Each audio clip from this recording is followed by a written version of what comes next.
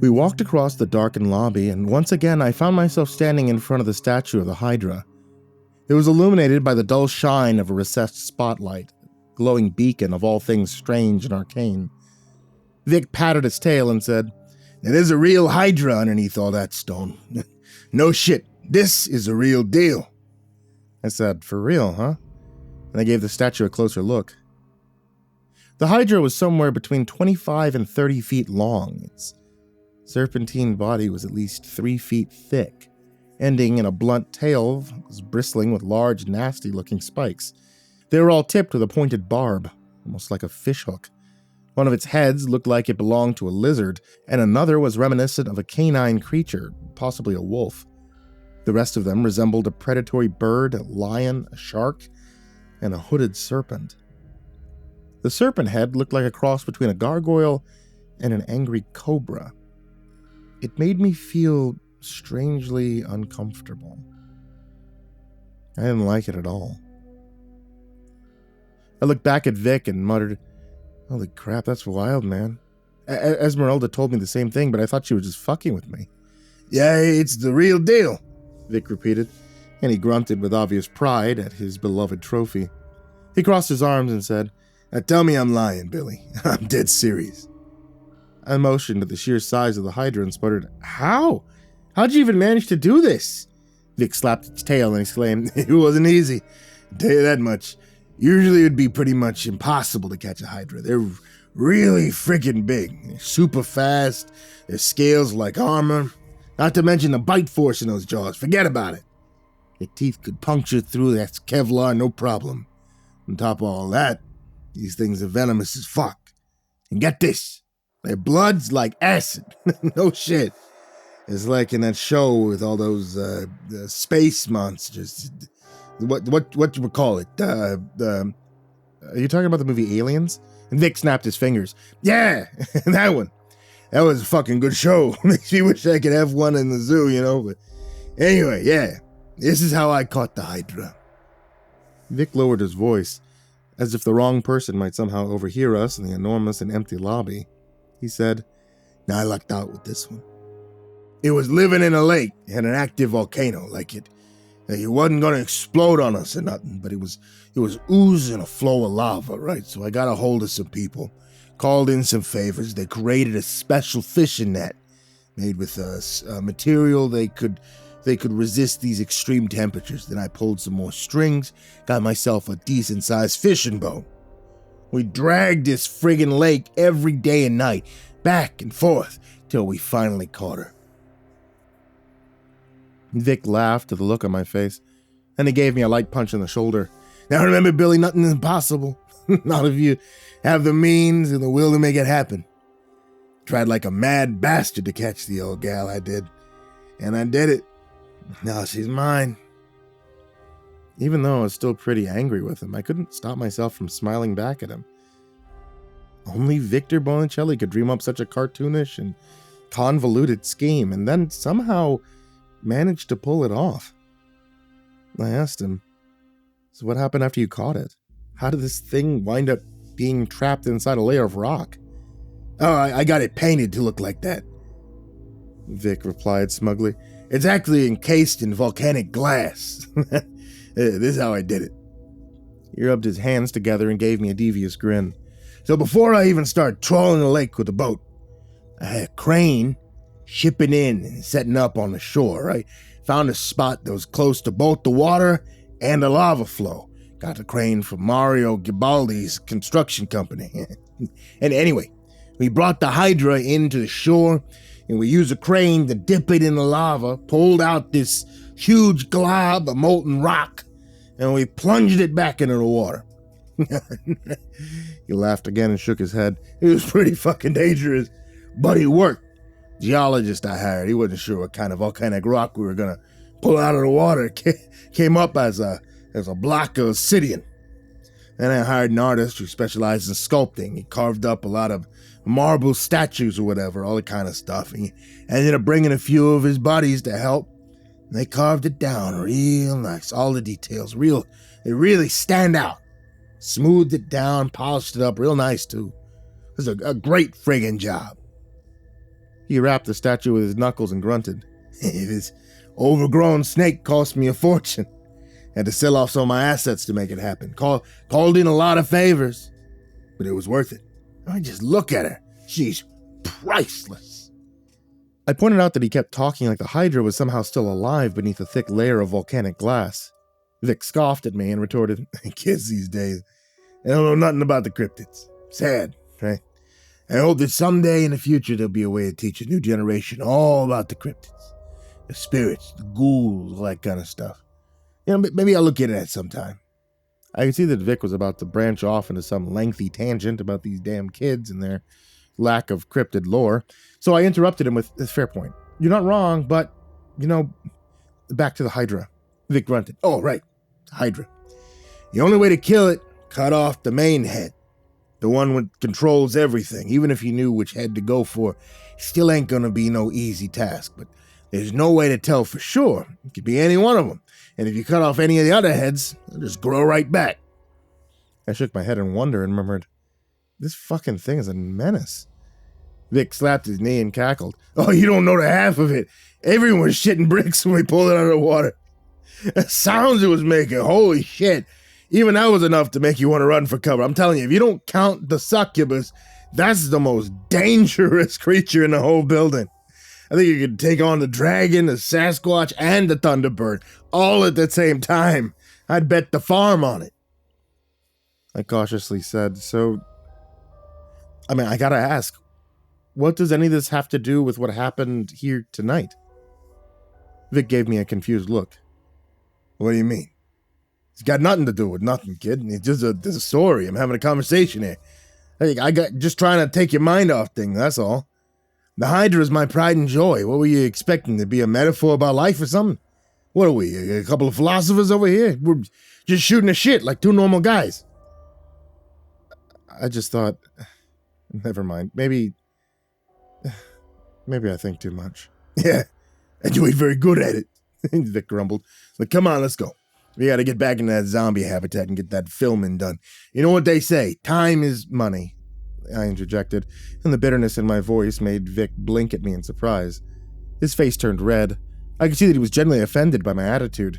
He threw up his hands and yelled, oh, so we have money now, do we? It's the root of all evil, right? Oh, shit, money ain't evil. Money is fucking beautiful. Buys me beautiful things, houses and villas and luxury cars, fine booze, fine broads. I have these things because I have money, Billy. I don't have them because I was acting like a gloomy little douchebag. He poked me in the chest and demanded, tell me something, kid.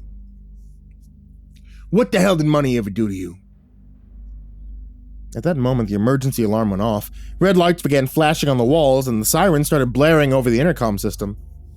Vic bellowed, for fuck's sake, what now? I was already running back to the entrance door. As soon as the alarm went off, all thoughts and feelings regarding my present state of affairs were rudely shoved to the side. I whirled around and ran towards the danger without a second thought. I might have been a gloomy little douchebag, but I was also a caretaker's assistant. Running into danger was my job, and I took my job very seriously. Hey, I'll catch up to you. Go! I came bursting into the service tunnel just in time to witness someone projectile vomiting against a wall. It was the key grip, and he was in a very bad shape. The rest of the crew were standing a healthy distance away, grimacing as their colleagues evacuated the contents of their guts with horrible force. I skidded to a halt and I croaked, oh, fuck, this isn't good. The key grip fell to his hands and knees, vomit dripping from his chin. He showed me a nasty wound on his arm and he sobbed, it got me, I was too scared to say anything. I thought maybe I could just, go see a doctor after work. I didn't want to believe it. Oh, God. He retched again, ejecting a thin gruel of bile onto the floor between his hands. He dropped onto his side and groaned, my head, it fucking hurts. It hurts so bad. Vic came thundering down the corridor. He was already holding his .38 special. He pointed it at the weeping, shivering man on the floor, and he bellowed, everyone cover your ears! Here comes a cure, you lying fuck! The key grip held out his hands in a warding off gesture. He started to scream. The .38 went off twice, 2 shots in rapid succession, and the scream was abruptly silenced. Vic glared down at the spreading pool of blood on the floor. He hit the alarm button to stop the shrill wailing of the alarm. and he growled, "Now look at this shit. Blood everywhere, puke dripping down the friggin' walls. It's all full of zombie germs, fucking zombie germs all over the place." He looked at the director and rumbled, "Nikki, that's gonna be a wrap for the night. As of right now, this whole wing is now officially closed for cleanup, and all these shifty bastards are officially on a quarantine for the next 24 hours. Don't try to argue. If any of you utters a single peep, I'll shoot you right in the fucking face. And that ain't no joke. This zombie thing, it's serious. You hear me? It's really frickin' serious." Vic hollered these last 3 words at the top of his lungs. Everyone flinched, and someone let out a tiny screech of terror. Even Nick was startled by the raw fury in his voice. "Now don't make me do it," Vic panted, as he waved the gun at him. "Because I will, and I won't give a shit." The security goons finally came running into the service tunnel. Vic gave him a dangerous grin. "Hey, look who finally came breezing through the door. I should start calling you two of the tardy boys, because it's a mystery why it takes you so long to get the fuck over here." They both gave him a blank stare. He exclaimed, "What, don't you get it? It's like the Hardy Boys, but it's the Tardy Boys instead, because the word tardy means you're fucking late. You two screwballs, God, you got the IQ of a friggin' potato." Well, the guards looked down at the floor and said nothing. They both knew something bad was coming. Vic sneered. "Nothing to say for yourselves, huh? You think I can read your minds or something? I can't read your minds because you don't got one. How about you try to read my mind instead, huh? Okay, I'm thinking of a number between 1 and 10. What is it?" Vic pointed to the goon to his right with his free hand. He promptly responded, 8, and clapped his hands together to keep them from shaking. The other one gave Vic a deer-in-the-headlights stare and mumbled, I'll take 9, I guess. No, 3. I meant 3. I mean, yeah, I think..." The goon was shushed by a large, hairy finger pressed against his lips. Vic asked in a gentle tone, "Which one is it, 9 or 3? He pulled his finger away, and the security guard quickly replied, 3. He wiped the sweat from his forehead with his sleeve and repeated, "Yeah, it's 3. Is that okay?" Vic gave him a cold smile and a slight nod. "Sure, yeah, that's okay, but you should have stuck with 9, he said calmly. The barrel of the .38 started to rise into the air. "Number I was thinking about, it was 9. Yeah, tough luck, kid. Other guy picked 8, so I guess he wins." A second shot echoed along the corridor. There was a fresh round of screaming from the ranks of the film crew. The guard stumbled away. His hands clamped over the stream of blood that was spurting from his neck. His eyes rolled back into his head, and he dropped to the floor in a heap. A pool of crimson began spreading out across the floor. Vic hollered, "Shut up, all of you! Shut the hell up!" Lashing out with astonishing quickness, he grabbed the remaining security goon by the collar of his jacket. Vic gave him a tremendous smack on the forehead with the hand grip of the revolver. Blood poured down his face as he staggered back. There was a dazed expression in his eyes. Vic shouted, "Get the cleanup crew on the phone. We need them here right away. Call in more security agents while you're at it. Whoever's available, tell them to come in." The guard started to walk away, and Vic growled, Just a second, I ain't done. When you finish making these calls, I want you to get the fuck out of here. Not just out of my zoo or even out of the city. Get out of the friggin' state. Don't ever come back. Don't give me none of that shit. Don't give me none of that my father is so-and-so bullshit, because he ain't nothing around here." Vic pointed at the goon and said, "Now, one more thing. If anyone sees your face around here again, I'll bury you. Boom. Into the hole you'll go. You got me? Into a fucking hole you'll go, and that's what'll be the end of you. Your father will accept that, or he could join you in the hole. I don't give a fuck either way. You get your stupid ass out of my sight." The guard turned heel and fled down the corridor. His face had become a dripping mask of blood from the nasty split in his forehead. Vic started reloading his gun, and he looked over at the film crew. "All right, listen up. You're all gonna get in a nice, orderly line. Not you, Nicky. You're good. Rest of these schmucks, I can't trust them. Go on, line up. Just like you did back in kindergarten. Everyone standing behind each other just like that. Billy, go open the empty habitat at the end of the tunnel. The one down to the far side over there." I scrambled to do as I was told. My ears were ringing from the gunfire in the enclosed space of the service tunnel. I punched in the code and hauled open the door. Vic was already marching the lineup down the corridor. Some of them were crying, others had a blank look of shock on their faces. The room had nothing but 4 walls and a concrete floor. It was brightly lit by 3 long banks of fluorescent bulbs on the ceiling. Not exactly a cheerful place to spend the next 24 hours. Vic stood in the doorway after the last one had entered the habitat. He said, "We'll bring in a bunch of cots and portable shitters. Maybe 2 shitters, actually. I'll get Billy here to grab a bunch of snacks from the visitors' lounge, bottles of water, soda pop, whatever we got on hand. I'll make sure you get it. I'm not an animal. I'm not going to make you shit on the floor and go hungry." He clapped his hands together and exclaimed, "Speaking of which, I even feed you guys a bunch of pepperoni pizza. That sound good? Some of you don't like pizza, go fuck yourself. I don't care. Anyone here a vegetarian? I'll go get just some plain cheese, no pepperoni. Wait, what's that? Hey, you in the back with the goofy hairdo. What'd you say just now? You're what? A vegan?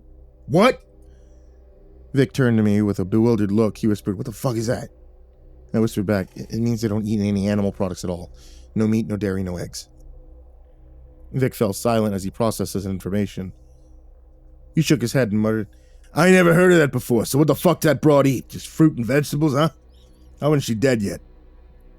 I stifled the urge to laugh. I quietly said, "They eat beans and grains too. You can grind up a lot of that stuff and turn it into other stuff, hamburger patties, hot dogs, all kind of stuff." Vic snickered. "Not even eggs?" I mean, sure, whatever. Different strokes for different folks. For me, I'd go fucking nuts." He turned back to the door and called out, "Hey, haircut lady! Probably got some salads on the menu. I'll get you one of them. Okay, everyone, just hang tight for a bit. I'll go get the cots and shitters over here as quick as I can." Vic paused as he was swinging the door shut, and he yelled through the crack, "Now, if anyone starts getting all fucked up in there, just push the red button on the wall. Stay away from their puke. It's full of zombie virus." Nick was waiting for us by the exit door. We stared each other down as I approached. Vic stepped between us and said, "I know you two's got some bad blood developing here. Well, I'm gonna put a stop to it right now, okay? We're gonna bury the hatchet. We're gonna start fresh, okay? Can't have that kind of thing going on for the rest of the week, so just let it go, shake hands, 'cause it's over." Couldn't believe my ears. I sputtered, "Nope, no fucking way that's happening. This guy sucks. He got 2 people killed tonight. No, 3 people. I mean, it was actually 4 if you count them." "Not," Vic grunted. "We ain't counting shit over here. These accusations are harmful, and I don't want to hear about it again. It's done. Shake hands." We both squeezed too hard, glaring at each other with extreme hostility. Vic said, "Yeah, that's better. We're all gonna get along now. Billy, go to the visitors' lounge and fill up a couple boxes with refreshments. Take them back to the crew. Use one of them hand carts if you got it. Make it easy on yourself. Remember, work smart, not hard." He looked over at Nicky and shrugged his shoulders. "Hey, well, I guess we're done for the night, Nicky. Let's go to my office, crunch some numbers. What a mess, huh? I blame myself, really. Should have been paying more attention." Nick waved it off and said, "Don't worry, Victor. Nothing was lost that isn't replaceable. I think I got the footage I needed. That's the important part." He looked over at me as he was saying this, and he dropped me a sly wink. I stared holes into his back as they walked across the massive lobby to Vic's office. I did not like that man. I did not like him one bit. Near the end of the shift, I snuck over to Vic's office and peeked into the reception area. The security goons that were called in to take over the rest of the night were hanging around in front of the makeshift quarantine camp. They were taking turns peeking through the observation window, laughing amongst themselves and making tasteless jokes about rabies. The cleanup crew had already finished their grisly task, and they were long gone. Otherwise, the zoo was silent as a tomb. The overhead lights in the reception area were dark, and I didn't see any light shining through the crack around the door to Vic's office. He was gone for the night, and so was Nick. Vic and Nick. 2 peas in a pod. I tipped over to Miss Dahlia's pool, and I lightly tapped the water with my hand. I whispered, "Miss Dahlia, hey, I need to talk to you. Miss Dahlia." A human-sized column of water rose above the surface. It flowed over the edge like a slinky, and it transformed into Miss Dahlia as it hit the floor. She was wearing a nightgown, and her hair was bunched up beneath a nightcap. She rubbed her eyes and croaked, "What is it now, Billy? What rule are we going to break in the middle of the night this time?" I explained what happened with Esmeralda, and I told her what I planned to do. The sleepy water nymph coughed into her fist to clear her throat, and she said, "Well, I think that's very kind of you, Billy. Okay, come over to my desk. I'll get it for you.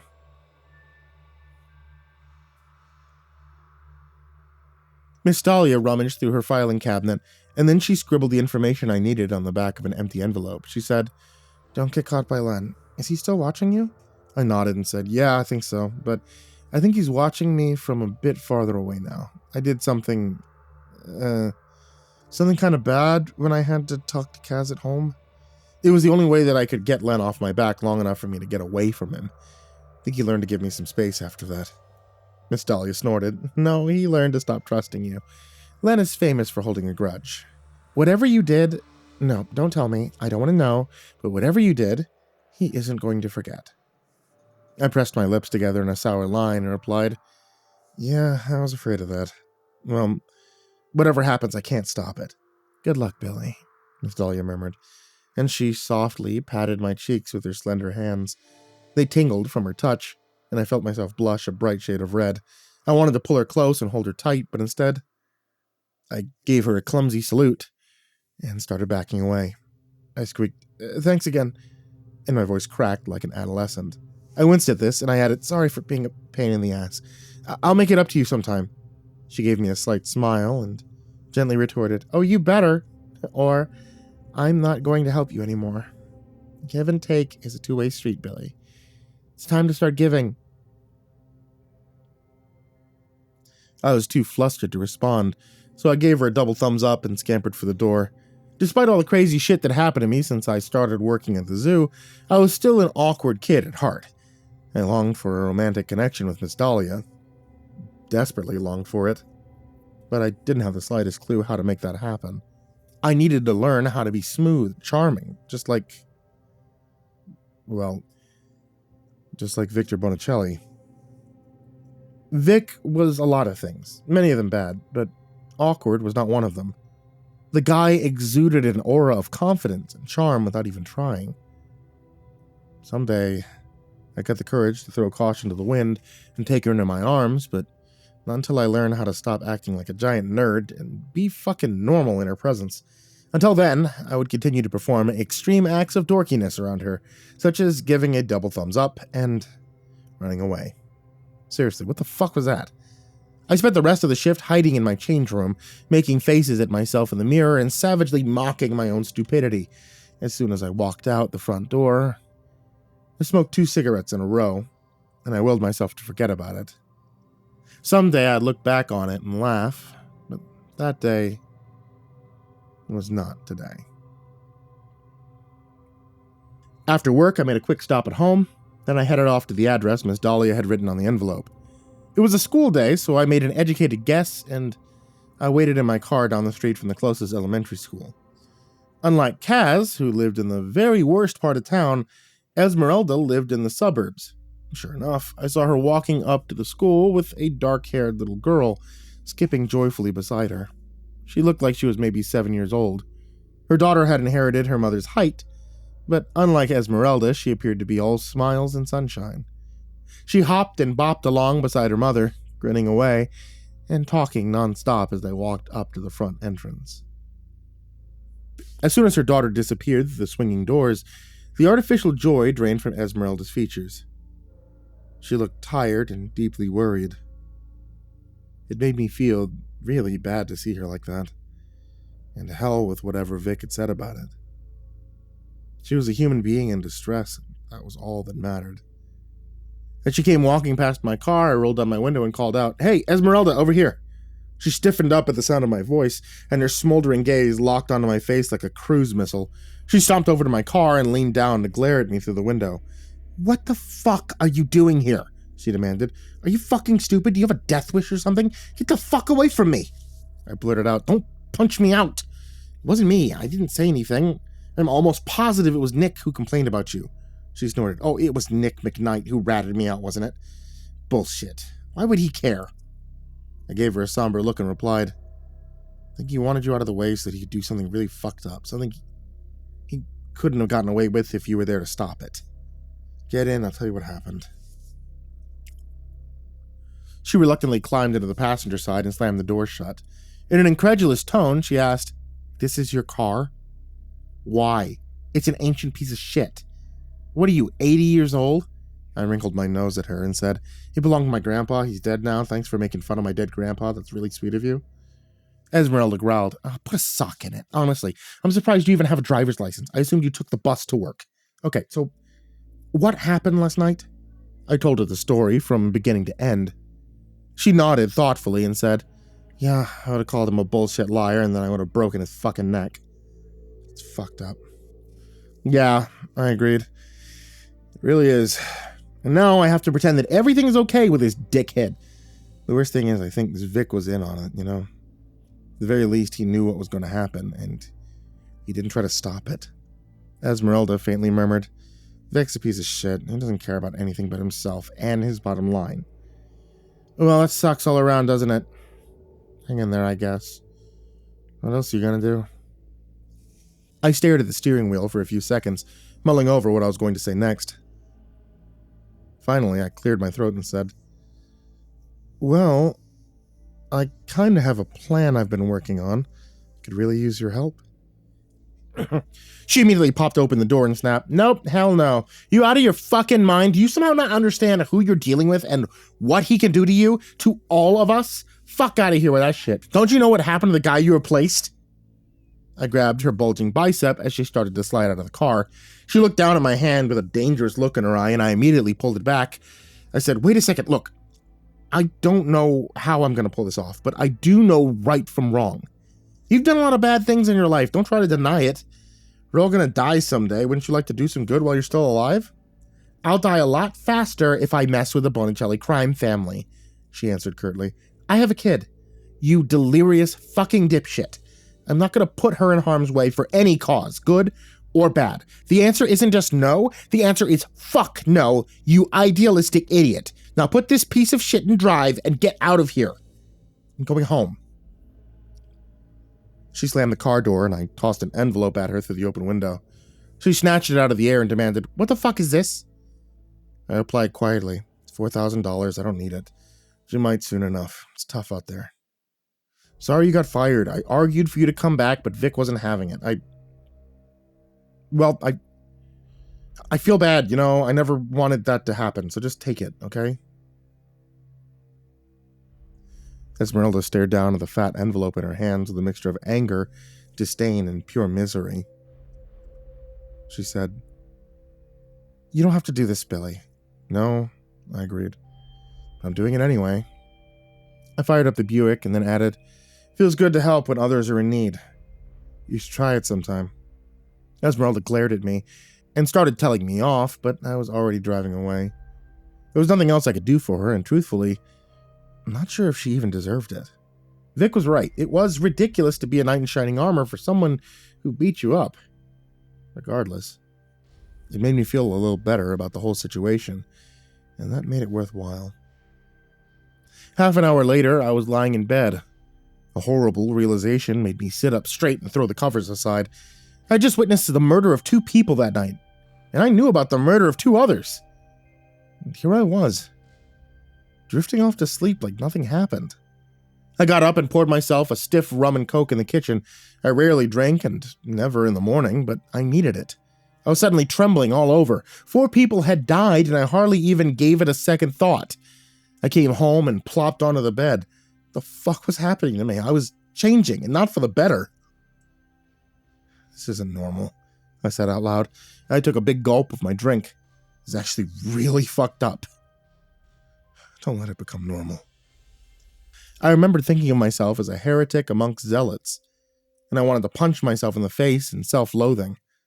I wasn't fucking Gandhi over here, and likewise, the other employees of the zoo weren't a bunch of amoral, degenerate freaks with no compassion. It just wore you down after a while. That's all.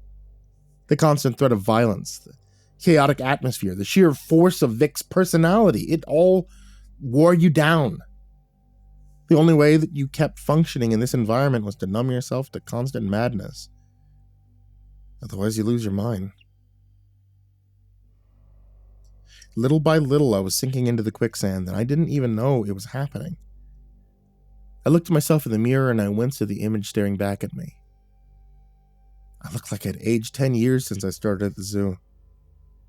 The worst thing was the blank and hollow look in my eyes. It reminded me of the pictures I had seen of war veterans who were suffering from shell shock. After I knocked back the rest of my drink, I flopped onto the couch and stared at the ceiling. I kind of wanted to have myself a good old-fashioned cry fit, but I couldn't make that happen. Even my tear ducts wanted nothing to do with this situation. I was completely on my own. I grabbed the couch pillow and curled up on my side. I hugged the pillow to my chest and started rocking back and forth. It was something I used to do when I needed comfort as a little kid. After a few minutes of this, I started getting sleepy again. The rum was working its magic. My eyelids got heavy and I dropped into a deep slumber with the pillow still clutched tight to my chest. My last coherent thought before I fell asleep was, I won't let this become normal. I won't let them win. When my eyelids fluttered open later that evening, I bolted straight to the bathroom and violently threw up. I suppose it was a delayed reaction to all the horrid shit that happened the night before. And who knows? Maybe the rum on an empty stomach was a bad idea. I considered calling in sick, but in the end, I hauled myself out to the car and drove to work. In a way, I wasn't much different than the cryptids at work. The zoo was my prison, but it was also the only thing that was tethering me to reality. If I wasn't a caretaker's assistant, I would be nothing at all.